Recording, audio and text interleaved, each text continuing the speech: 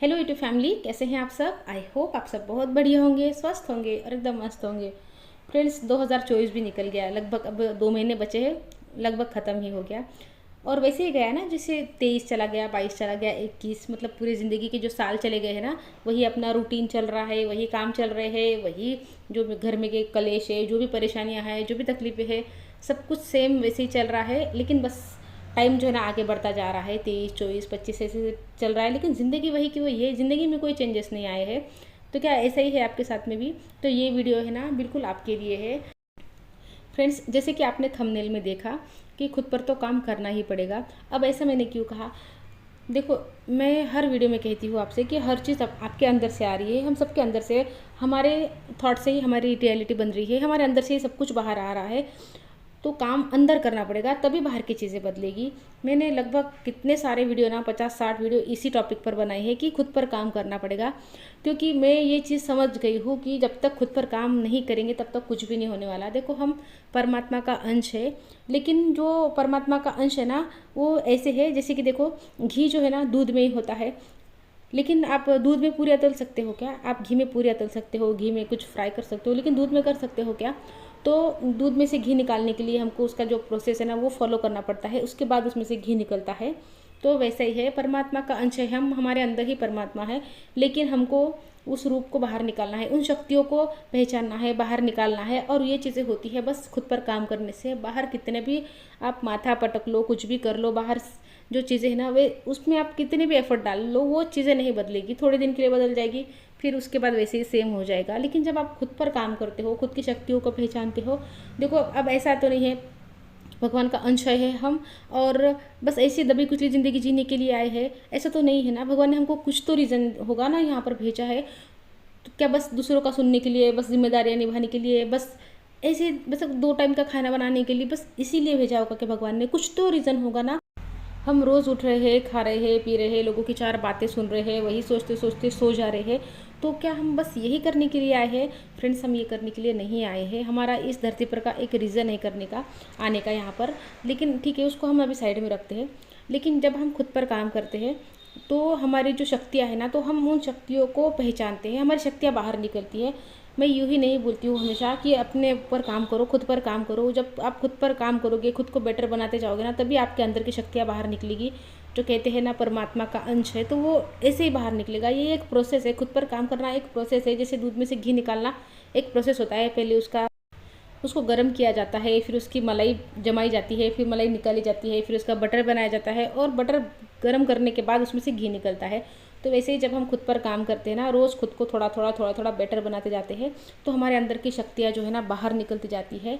और हम देखो अपनी शक्तियों को पहचानते हैं पहले तो, कि हम क्या है, क्यों है, हम मतलब किस लिए है। और फिर जैसे हम अपनी शक्तियों को पहचानते हैं ना, तो हमको हमारे ऊपर जो है ना विश्वास होता है, और वो जो आत्मविश्वास है ना, उससे हमारी ज़िंदगी आसान हो जाती है। हम खुद की रिस्पेक्ट करते हैं, खुद से प्यार करते हैं, क्योंकि हम ये समझने लगते हैं कि हम उस परमात्मा का अंश है। अरे गरे नत्थु खेरे नहीं है, उस भगवान का, उस परमात्मा का, उस परम पिता का अंश है, उनके बच्चे हैं। तो हम में कितनी ताकत है, कितना सामर्थ्य है, ये हमें समझ में आता है। और फिर हमारी जो ज़िंदगी की परेशानियाँ हैं ना, हमारे सामने नहीं टिक पाती है। लेकिन यहाँ पर क्या हो रहा है ना, हम खुद पर काम नहीं कर रहे हैं, बस जो रोज़ के काम है ना वो करे जा रहे हैं, बस अपने जिम्मेदारियाँ निभा रहे हैं, खुद के लिए समय नहीं है हमारे पास में। और ज़िंदगी ना ऐसे ही निकल जा रही है। आपने ये सोचा क्या कि ये ज़िंदगी ऐसे ही निकल जाएगी, एक दिन ख़त्म हो जाएगी? कि बस ऐसे ही शुरू करने और ख़त्म करने के लिए ज़िंदगी मिली है क्या? कुछ रीज़न होगा यार इस ज़िंदगी का। नहीं तो जब ऊपर जाने के बाद भगवान सवाल करेंगे कि नीचे जाके किया क्या? मैंने सब कुछ दिया, हवा, पानी, ऑक्सीजन, सब कुछ दिया। भगवान ने शरीर दिया, आंखें दी, कान दिए, नाक दिए, सब कुछ दिया, लेकिन फिर भी कुछ नहीं किया, बस खा के पी के आ गया। तो क्या जवाब देंगे भगवान को? क्या किया है नीचे जाके?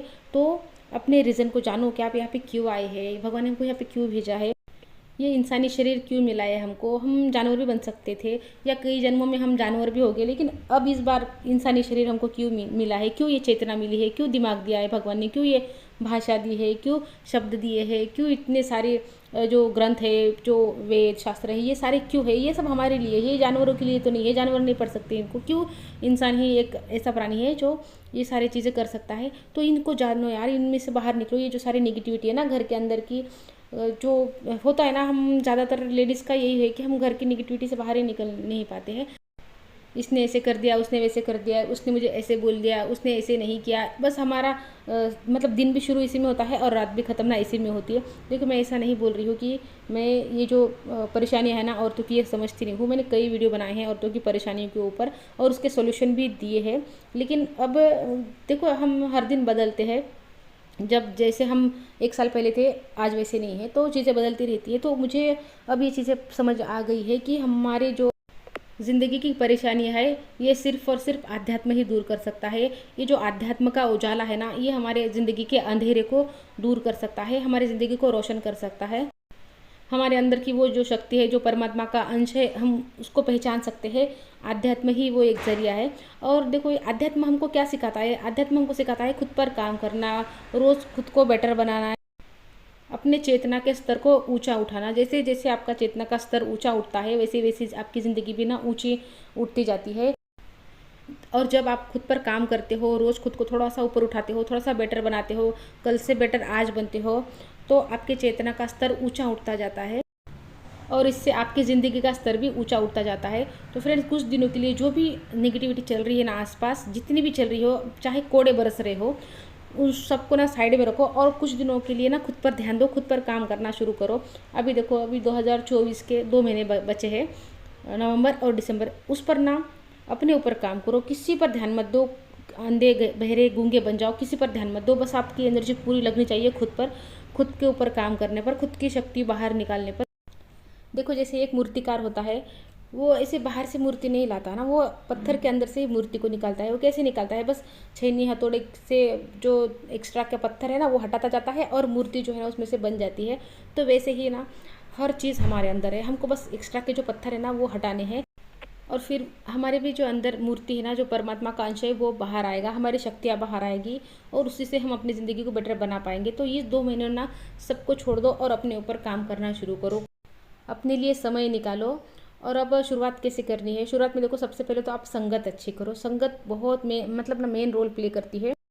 आपकी संगत ही ये डिसाइड करती है कि कुछ सालों में, आने वाले कुछ सालों में आप कैसे होंगे। जैसी संगत है ना, आप उसी टाइप के बन जाते हो। तो संगत अच्छी करो। अगर आपके पास में आसपास अच्छी संगत नहीं है ना, तो आप बुक्स पढ़ सकते हो। ऑनलाइन भी यूट्यूब पर कितने अच्छे अच्छे वीडियोज़ आते हैं, पॉडकास्ट आते हैं, उनको सुन सकते हो। अच्छा सुनो, अच्छी संगत करो, नॉलेजेबल कंटेंट देखो। तो ये एक सबसे पहले चीज़ करो। और उसके बाद एक्सरसाइज कर सकते हैं, खुद के सेल्फ टॉक पे काम कर सकते हैं। शुरुआत देखो, कहीं ना कहीं से शुरुआत करनी है, थोड़ी थोड़ी, मतलब ना एक एक स्टेप आपको आगे बढ़ाना है और बढ़ते जाना है, हमको रुकना नहीं है। तो फ्रेंड्स, आई होप आपको वीडियो अच्छी लगी होगी, पसंद आई होगी। अच्छी लगी हो तो लाइक कर देना, अगर किसी के काम आ सकती है तो शेयर ज़रूर कर देना। तो मिलती हूँ आपसे नेक्स्ट वीडियो में, तब तक के लिए अपना ध्यान रखना। Goodbye friends.